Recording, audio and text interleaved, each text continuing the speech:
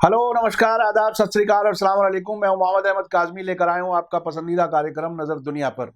नागरिकता संशोधन विधेयक यानी सिटीजन अमेंडमेंट बिल, जो अब राष्ट्रपति की सहमति के बाद कानून बन चुका है, विदेशों में काफ़ी चर्चा का विषय बना हुआ है। अब तक सबसे ज़्यादा डिटेल और रीजनिंग के साथ बांग्लादेश ने रिएक्ट किया है। पाकिस्तान से आने वाले रिएक्शन को तो हमारे यहाँ बहुत आसानी से कहा जाता है कि वो दुश्मन मुल्क है, वो कुछ भी कहेगा।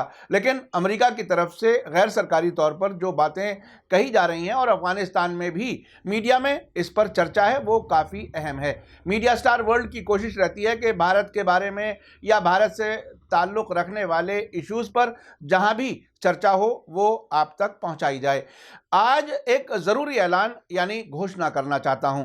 देश भर में नागरिकता संशोधन कानून सीएबी और नेशनल रजिस्टर ऑफ सिटीजन यानी एनआरसी पर सभी लोग बहुत चिंतित हैं। मीडिया स्टार वर्ल्ड के दर्शक भी सवाल भेज रहे हैं। आपके सभी सवालों के जवाब देने के लिए मीडिया स्टार वर्ल्ड के इस शनिवार यानी सैटरडे शाम 5 बजे से 6 बजे के बीच यूट्यूब लाइव प्रोग्राम के दौरान जाने माने वकील महमूद प्राचा हमारे साथ होंगे। आप भी अपने सवालों के जवाब ले सकते हैं, इसलिए इस कार्यक्रम को जरूर देखें। बहुत से सवालों के जवाब और मुल्क के कानून के अंदर रहते हुए उनके हल बताए जाएंगे। सैटरडे शाम 5 से 6 बजे आपका वेलकम है। खबर में आगे बढ़ने से पहले आपसे गुजारिश है कि अगर आप YouTube पर देख रहे हैं तो सब्सक्राइब कर लें, और अगर Facebook पर देख रहे हैं तो हमारा पेज फॉलो कर लें और लाइक करना ना भूलें, ताकि आपको हमारी हर एक वीडियो की खबर सही वक्त पर मिल सके। और अगर आपको हमारी खबर सच्ची और अच्छी लगे तो अपने व्हाट्सएप ग्रुप, फेसबुक, इंस्टाग्राम और ट्विटर अकाउंट पर ज़रूर शेयर कर लें, ताकि दुनिया भर में इस खबर को पहुंचाया जा सके।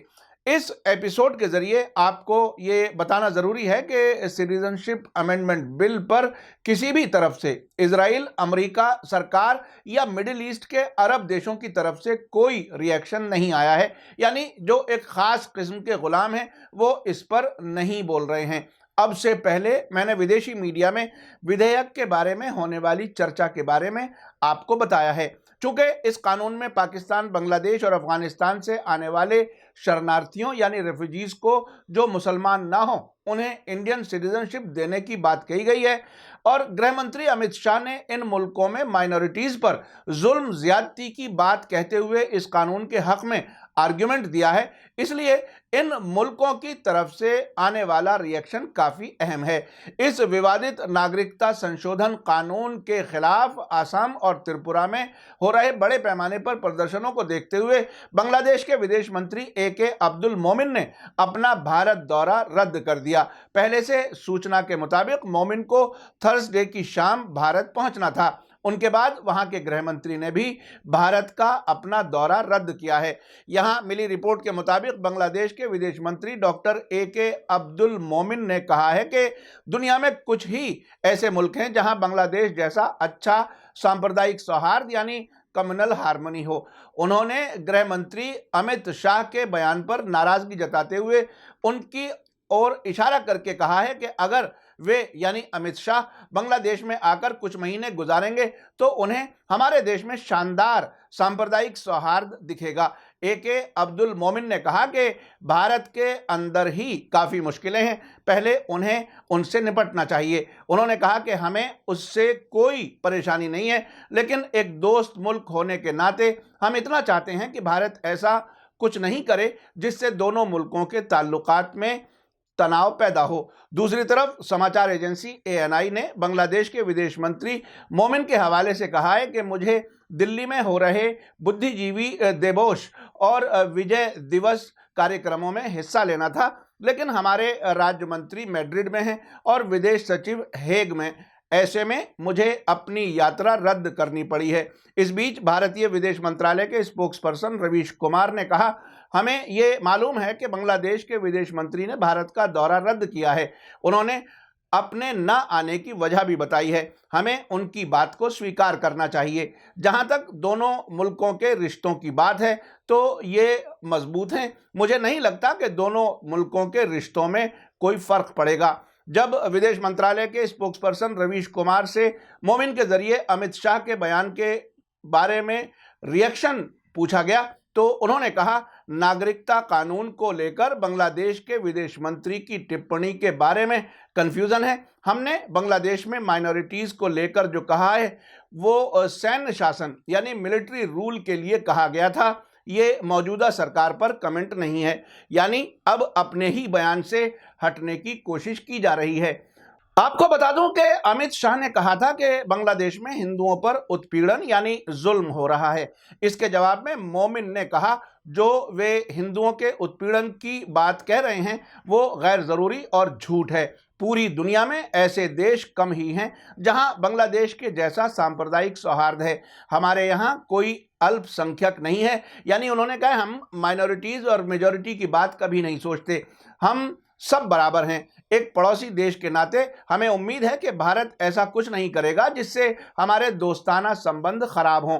इसके अलावा फ्राइडे को ही हिंदुस्तान टाइम्स ने अपनी रिपोर्ट में बांग्लादेश के भारत में उच्चायुक्त सैयद मौअज़्ज़म अली के हवाले से कहा है कि उन्होंने कहा है हमारी तरफ से कथित यानी सो कॉल्ड अवैध आवर्जन यानी इलीगल इमिग्रेशन की वजह से पूर्वोत्तर भारत में बांग्लादेश की इतनी आलोचना यानी क्रिटिसिज्म हुई है। लेकिन मैं आपको बता दूं कि मेरे देश का एक आदमी समंदर में तैरकर भारत आने के बजाय इटली पहुंच जाएगा। बांग्लादेश का नागरिक ऐसी जगह जाना चाहता है जहां वो ज्यादा कमा सकता हो, लेकिन जैसा कि आप जानते हैं कि भारत में प्रति व्यक्ति यानी पर कैपिटा इनकम इतनी ज्यादा नहीं है। अली ने ये बातें प्रेस क्लब ऑफ इंडिया में एक विदाई प्रेस कॉन्फ्रेंस में कही। हाल ही में एशियाई विकास बैंक ने 2019 के लिए बांग्लादेश की जीडीपी दर को 8 से 8.1% बढ़ाया था, जिससे ये इस इलाके की सबसे तेजी से बढ़ती अर्थव्यवस्थाओं में से एक है, यानी सबसे तेजी से बढ़ने वाली इकोनॉमी बांग्लादेश बन रही है। और कई अंदाजों से पता चलता है कि बांग्लादेश प्रति कैपिटा इनकम यानी पर कैपिटा इनकम 2020 तक भारत को पछाड़ सकती है। ये खबर हिंदुस्तान टाइम्स में रजाउल हसन लश्कर ने लिखी है। रिपोर्ट में आगे कहा गया है कि बांग्लादेश की राजनीतिक लीडरशिप और डिप्लोमेट्स ने पिछले कुछ महीनों में नागरिक रजिस्टर यानी एनआरसी और नागरिकता संशोधन विधेयक सीएबी पर भारत में बहस को नजदीक से देखा है। एनआरसी का मुद्दा बांग्लादेश की प्रधानमंत्री शेख हसीना की अक्टूबर में नई दिल्ली यात्रा के दौरान नरेंद्र मोदी के साथ हुई बैठक के दौरान उठाया गया था। उस मुलाकात के बाद बांग्लादेश के विदेश सचिव शाहिदुल हक ने कहा था कि ढाका नई दिल्ली के इस आश्वासन यानी इस एश्योरेंस के बाद बेहतर महसूस कर रहा है कि एनआरसी पर अमल भारत का अंदरूनी मामला है।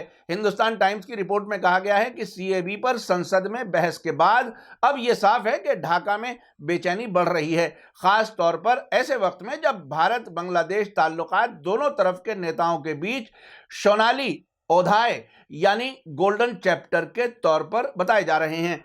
रिपोर्ट में कहा गया है कि भारतीय पत्रकारों के साथ एक और बातचीत में बांग्लादेश के भारत में उच्चायुक्त सैयद मौअज़्ज़म अली ने बताया कि बांग्लादेश ने भारत में विदेशी पर्यटकों यानी टूरिस्ट्स को भेजने में अमेरिका को पीछे छोड़ दिया है।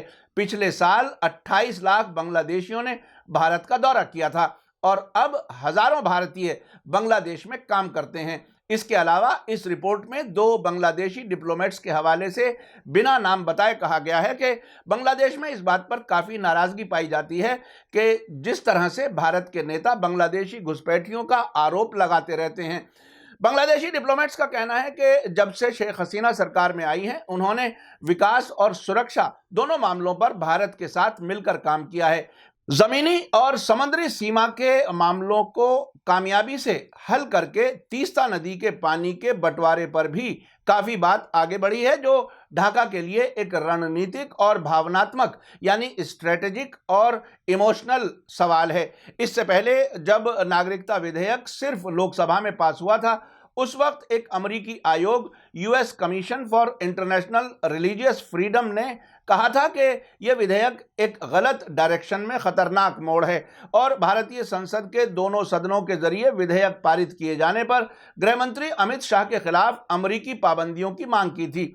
अमेरिकी आयोग ने कहा अगर सीएबी संसद के दोनों सदनों में पारित हो जाता है तो अमेरिकी सरकार को गृह मंत्री अमित शाह और दूसरे प्रमुख लीडरशिप के खिलाफ पाबंदियां पर विचार करना चाहिए। अमेरिका में जब पाबंदियों का जिक्र होता है तो उस इंसान की अगर अमेरिका में प्रॉपर्टीज हैं तो उन्हें जब्त कर लिया जाता है और वीजा कैंसिल कर दिया जाता है।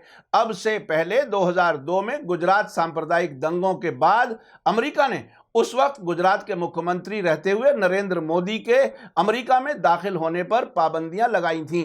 इस अमेरिकी आयोग ने इल्जाम लगाया है कि सीएबी उन इमिग्रेंट्स के लिए नागरिकता का रास्ता बनाता है जो खासतौर पर मुसलमानों को छोड़कर मजहब की बुनियाद पर नागरिकता के लिए कानूनी मानदंड तय करते हैं। उसने यह भी कहा कि सीएबी आने के बाद एनआरसी के लिए भारत सरकार नागरिकता के लिए एक मजहबी टेस्ट बना रही है जिससे लाखों मुसलमानों से नागरिकता छीन ली जाएगी।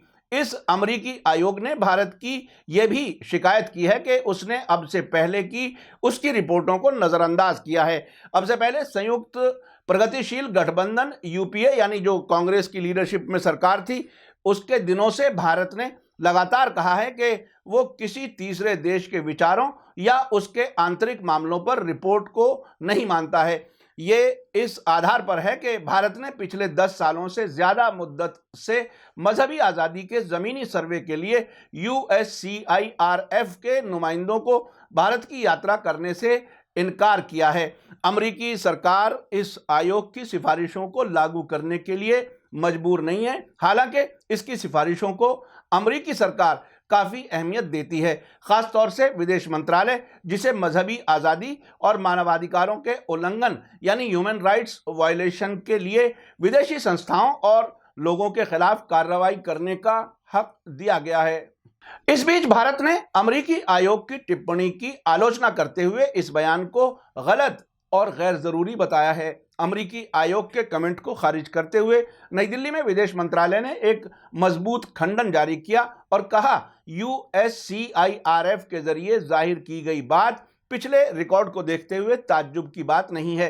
हालांकि ये अफसोसनाक है कि आयोग को सिर्फ अपने पूर्वाग्रहों के जरिए मालूमात होने की वजह से उसने पक्षपात किया है जिस पर उसे साफ तरीके से कोई जानकारी नहीं है और ना ही उसकी कोई हैसियत है। इस बीच इंडिया टुडे ने भारत में रहने वाले पाकिस्तान के पूर्व मंत्री के हवाले से कहा है कि भारत सिर्फ ऐसा मुल्क है जहां वे आकर इसे अपना घर मान सकते हैं।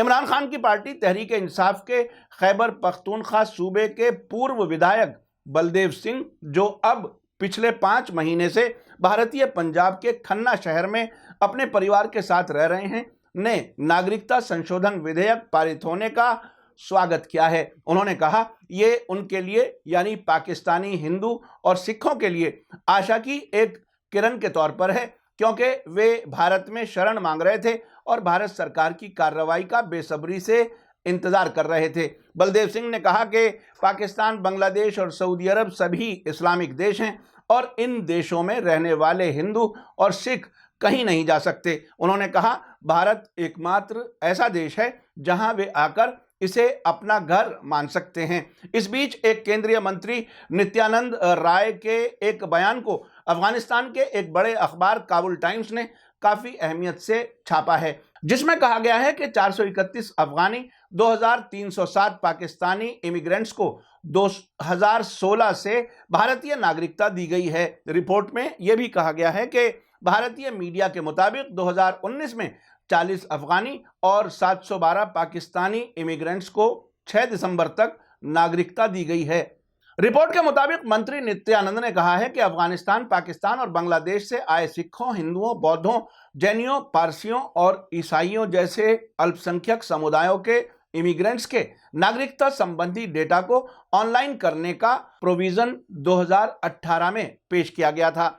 ऑनलाइन जानकारी के मुताबिक पिछले 3 वर्षों 2016 से 2018 के दौरान 391 अफगानी और 1595 पाकिस्तानी इमिग्रेंट्स को भारतीय नागरिकता दी गई है। 2019 में 40 अफगानी और 712 पाकिस्तानी इमिग्रेंट्स को 6 दिसंबर 2019 तक भारतीय नागरिकता दी गई है। उन्होंने कहा कि मौजूदा आंकड़ों के मुताबिक 2016 से अफगानिस्तान और पाकिस्तान से 927 सिखों और हिंदुओं को भारतीय नागरिकता दी गई है। अफगानिस्तान में भी ये चर्चा है कि भारत ने अफगानिस्तान को पाकिस्तान के साथ गिनकर गलती की है।